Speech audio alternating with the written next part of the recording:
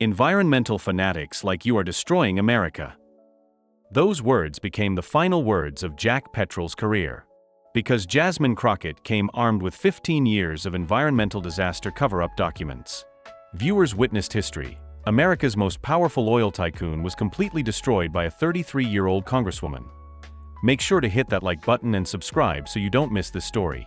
Because this wasn't just a debate, it was environmental justice's victory. The atmosphere in CNN's Denver studio was like an electrically charged storm. Jack Petrol, one of America's most powerful figures in the energy sector, sat at the table at 58 years old, with his silver hair and $3,000 Armani suit. Across from him, 33-year-old Congresswoman Jasmine Crockett stood like a warrior in her burgundy blazer with a thick folder in her hands. Jack Petrol was the CEO of Petromax Industries. This man had been in the oil sector for 30 years, taking his company among America's top 5 oil companies. According to Forbes, his personal wealth was $2.8 billion. Petromax was a giant company operating in 47 states from Texas to Alaska, with an annual revenue of $89 billion. Petrol's power wasn't limited to money. He supported 67 senators and 234 representatives in Congress. His lobbyists were in every corner of Washington. But Jack Petrol had a problem: Jasmine Crockett. The young Congresswoman had been working on legislation targeting the energy sector for the past 6 months. Crockett's proposed Clean Energy Accountability Act would force oil companies to fully compensate for environmental damages. Even worse, Crockett's position on the House Oversight Committee gave her the authority to examine the oil sector's financial records. The CNN special broadcast was a discussion on America's energy future. Petrol saw this broadcast as an opportunity to corner Crockett. The 200-person studio audience consisted of business figures, environmental activists, and political figures. The live broadcast was watched by 50 million people. Anderson Cooper, CNN's experienced host, felt the tension between these two powerful figures sitting at the table. Petrol's confident demeanor reflected the ease of a man who had crushed opponents in such debates for years. Crockett appeared calm, but those who knew her well understood the determination beneath this calmness. Mr. Petrol, Anderson Cooper began the broadcast. What do you think about the new regulations proposed by Congresswoman Crockett? Jack Petrol wore his famous arrogant smile. Anderson, before answering this question, viewers need to know a truth. Jasmine Crockett is an idealist who has no idea how the energy sector works. This sector provides employment to 15 million people in America. We produce 20 million barrels of oil daily. But this Congresswoman sees us as planet killers. Crockett's eyebrows slightly furrowed, but she remained silent. She gripped her folder a little tighter. Petrol continued, "Look, I've been in this sector for 30 years. Starting from a small refinery I inherited from my father, we now have 85,000 employees. These people work for their families. But this young lady is ready to make them all unemployed with a stroke of a pen." Anderson Cooper turned to Crockett. "Congresswoman, your response to these allegations?" Jasmine Crockett spoke with her calm but determined voice. "Anderson, Mr. Petrol's numbers are impressive. But I think viewers should hear the other side of the story.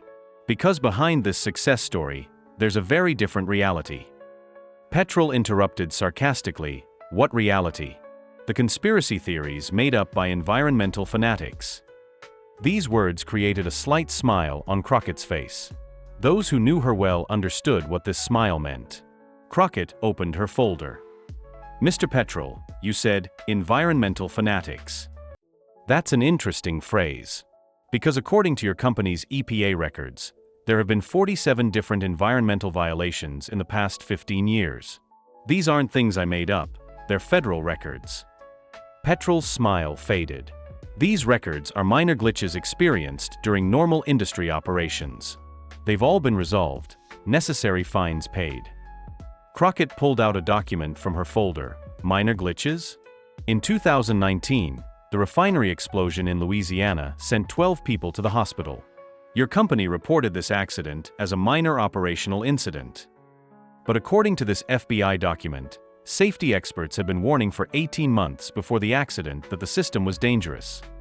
Murmurs rose among the studio audience. Petrol had taken a defensive position for the first time. Where did this document come from? This kind of classified information. It's not classified, Mr. Petrol, Crockett interrupted. Official documents I obtained under the Freedom of Information Act. And this is just the beginning. Anderson Cooper, grasping the seriousness of the situation. Congresswoman, can you prove these allegations?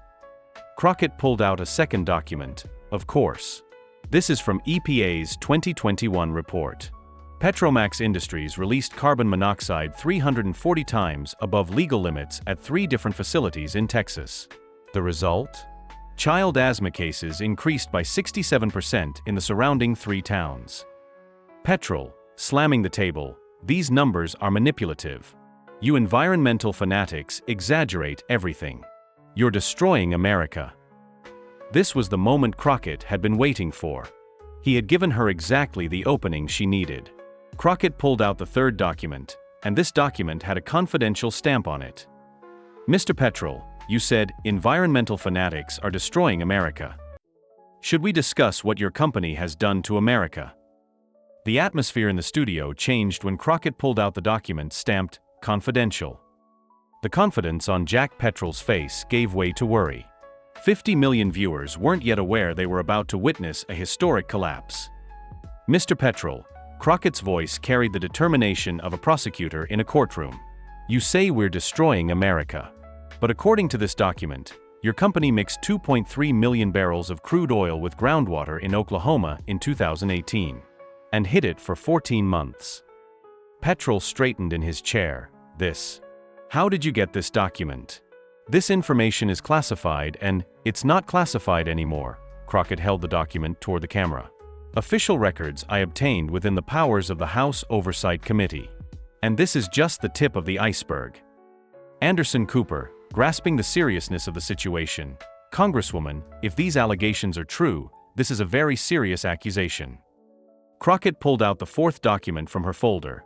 EPA's classified report will tell us whether it's true or not.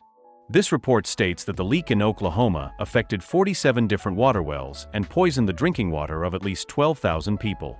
The result? Lead poisoning in 340 children, kidney failure in 89 elderly people. Shock waves spread through the studio audience. Several people stood up, others began recording with their phones. Petrol was sweating, trying to pull himself together. These numbers are exaggerated, Petrol stammered. There was a leak, yes. But not of this magnitude.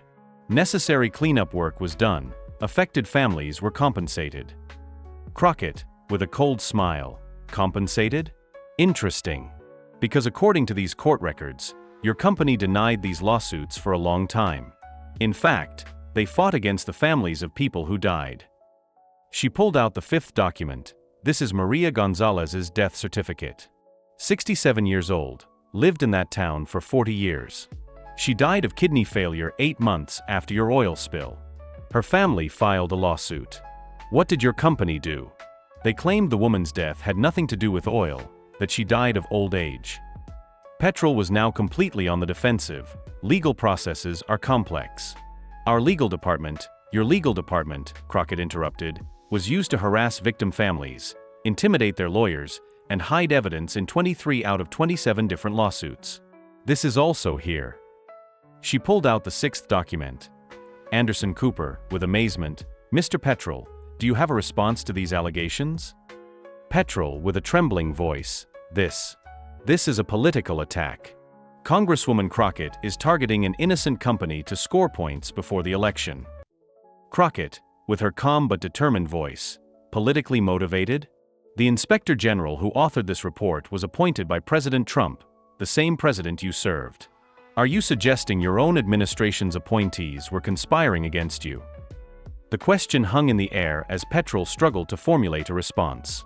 The audience watched intently, many recording on their phones, aware they were witnessing a pivotal moment.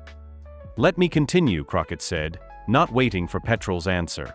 She nodded to the production team and the screen changed to display a new document. This is from your testimony before the House Oversight Committee on December 13, 2021. She read aloud, I never shared any classified information outside of authorized channels.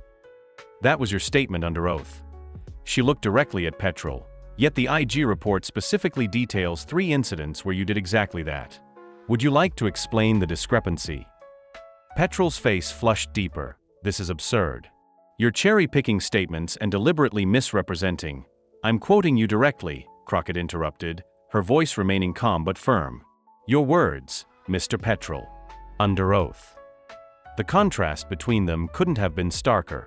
Crockett standing confidently with evidence in hand, Petrol becoming increasingly defensive and agitated. The audience sensed the shift, with even some of Petrol's initial supporters looking uncomfortable. But the most interesting part, Crockett continued, pulling out yet another document, is what happened after these incidents were reported. She signaled again, and the screen displayed what appeared to be an email chain with several names redacted. These communications show that after being notified of security protocol violations, you attempted to have the individuals who reported these violations reassigned to different departments. Some might call that retaliation, Mr. Petrol. Gasps rippled through the audience. Cooper leaned forward, clearly as surprised by these revelations as everyone else. That is a complete fabrication, Petrol responded, his voice rising. Those staffing decisions were made for operational reasons that had nothing to do with any reports. Crockett nodded thoughtfully. Interesting. Because I also have here, she produced another document, the sworn affidavit of James Keller, former Deputy Director of Operations, stating that you explicitly told him, and I quote, "We need to clean house of anyone who doesn't understand how things work now." She looked up. This conversation allegedly took place 3 days after the first security violation was reported. The studio had fallen completely silent. Even Cooper seemed momentarily at a loss for words. Petrol supporters, who had been vocal at the beginning of the segment, were now quiet, many shifting uncomfortably in their seats. This is character assassination, Petrol finally sputtered, his composure fully cracking. You come on national television with these selectively edited documents and try to— They're not edited, Mr. Petrol, Crockett said, her voice firm but not unkind. They're the official record. And they tell a very different story than the one you've been sharing about who is and isn't qualified to handle national security matters. She turned to face the audience directly, her expression serious. Let me be clear. I'm not bringing this up to score political points. I'm bringing it up because national security is too important for hypocrisy. When Mr. Petrol questions my qualifications while his own record shows these issues, the American people deserve to know that. The audience erupted in applause, not just from her supporters but from across the studio. It was the response of people who recognized authenticity cutting through performative politics. The tears in Jack Petrol's eyes were a sight that 50 million viewers witnessed live. America's most powerful oil tycoon had completely collapsed in front of the young Congresswoman sitting across from him with documents in her hands. But Jasmine Crockett wasn't finished yet. Mr. Petrol, Crockett's voice echoed in the studio like a judge. I see you've become emotional. But I think viewers should know the real reason for these tears. Petrol pulled his hands from his face. Our company provides jobs to thousands of families. You're trying to destroy us. Crockett pulled out the 12th document. Providing jobs to thousands of families? This is from your company's 2022 Worker Health Report. 34% of Petromax Industries employees have lung disease, 28% have chemical burns on their skin, 41% have chronic respiratory problems. And all of these are due to inadequate safety measures. There was deep silence among the studio audience. Everyone understood they were witnessing the final stages of a war. Even worse, Crockett continued, 67% of workers experiencing these health problems pay for treatment costs themselves. Because your company doesn't admit these diseases stem from chemical exposure in the workplace. Petrol, desperately, we have health insurance. All our employees are covered. Are they covered? Crockett pulled out the 13th document. This is from your company's insurance policy. Chemical exposure, radiation diseases, and industrial cancer types are excluded from insurance coverage. And this policy has been in effect since 2018. Anderson Cooper with amazement, Mr. Petrol, isn't it illegal not to protect your workers this way? Petrol stammered, legal regulations are complex. Our legal department, your legal department, Crockett interrupted, was specifically established to exploit these legal loopholes. And this is the 14th document. Petromax Industries' legal department has rejected 847 cases related to worker health in the past 10 years, settling only 23. The result? 156 workers died because they couldn't receive treatment. Angry shouts rose from the studio audience. Several people stood up, shouting "Murderer!" Petrol had shrunk in his chair, seemingly wanting to disappear. And here's the real scandal. Crockett pulled out the 15th document. This is your 2023 personal income report. $340 million salary, $120 million bonus, $67 million stock income. Total $527 million. The same year, your company spent only $4.2 million on worker health. Petrol had now completely accepted defeat. These numbers are taken out of context. I built this company, created value. Crockett's voice was filled with wrath. What value, Mr. Petrol? According to the 16th document, the environmental damage caused by your company totaled $89 billion over the past 15 years. But your company paid only $12 billion in compensation for these damages. Anderson Cooper, grasping the seriousness of the situation, if these numbers are correct, there's a very serious justice problem here. Crockett pulled out the 17th document. The Environmental Economics Institute's independent report will show whether it's correct or not. According to this report, the environmental damage caused by Petromax Industries equals 340% of the company's profits over the past 20 years. Petrol made one last effort. We're investing in renewable energy. Solar energy, wind energy projects, investment. Crockett pulled out the 18th document. This is from your company's 2023 investment report. A total of $340 million was invested in renewable energy. The same year, $14.7 billion was spent on new oil exploration work. Your renewable energy investment is 2.3% of your total budget. The studio audience stood up. Applause, whistles, and "Bravo, Jasmine!" shouts filled the studio. Petrol was now completely exhausted. And finally, Crockett pulled out the 19th document. This is from the FBI investigation opened about your company. A federal investigation has been launched for bribery, corruption, environmental crimes, tax evasion, and threatening human health. And the main target of this investigation is the company's CEO. That's you, Mr. Petrol. Petrol stood up, but his legs were shaky. I want to leave here. Of course, Crockett said calmly, but before you go, don't you want to say something to the viewers? For example, to the 45,000 people you poisoned, the 156 workers you killed, the environment you polluted. Petrol couldn't say anything. He put his microphone on the table and left the studio. He stopped at the door, looked at Crockett one last time. There was defeat in his eyes, but also a kind of admiration. "Congresswoman," he said his final words, "you won. But this war isn't over." Crockett, with her cool smile, "Mr. Petrol, this war began 15 years ago. The day you first polluted the environment. And yes, it ended today. Environmental justice won." Petrol nodded and left the studio. Behind him, leaving a historic defeat. With Jack Petrol's exit from the studio, the atmosphere in the CNN studio was like a volcano ready to explode. The 200-person audience had risen to their feet, applauding Jasmine Crockett for minutes. "Jasmine! Jasmine!" Chants filled the studio while 50 million viewers witnessed a historic victory live. Anderson Cooper couldn't remember experiencing such a moment in his 30-year journalism career. "Congresswoman Crockett, on behalf of the viewers, I ask, how did you get these documents and how did you conduct such comprehensive research?" Crockett, in a calm but proud tone, "Anderson, these documents are the result of 18 months of investigation.